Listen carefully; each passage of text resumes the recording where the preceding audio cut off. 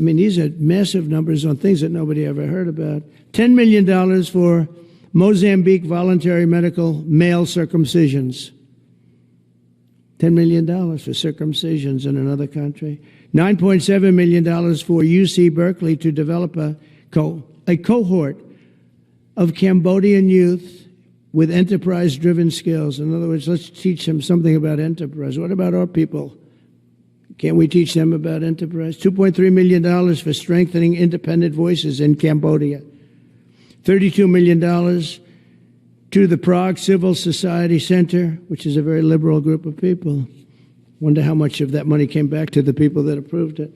$14 million for improving public procurement in Serbia. $486 million to the Consortium for Elections and Political Process Strengthening, including $22 million for inclusive and participatory political process in Moldova, and $21 million for voter turnout in India. Well, why are we giving $21 million to India? They got a lot of money. They're one of the highest taxing countries in the world in terms of us. We can hardly get in there because their tariffs are so high. I have a lot of respect for India. I have a lot of respect for the Prime Minister. He just left, as you know, 2 days ago. But we're giving $21 million for voter turnout. It's voter turnout in India. What about, like, voter turnout here? Oh, we've done that, I guess. We did $500 million, didn't we? It's called the lockboxes. $20 million for fiscal federalism in Nepal. Listen to these numbers. This is all fraud. $19 million for biodiversity conservation in Nepal. $1.5 million for voter confidence. We want to give them confidence in Liberia. $14 million for social cohesion in Mali.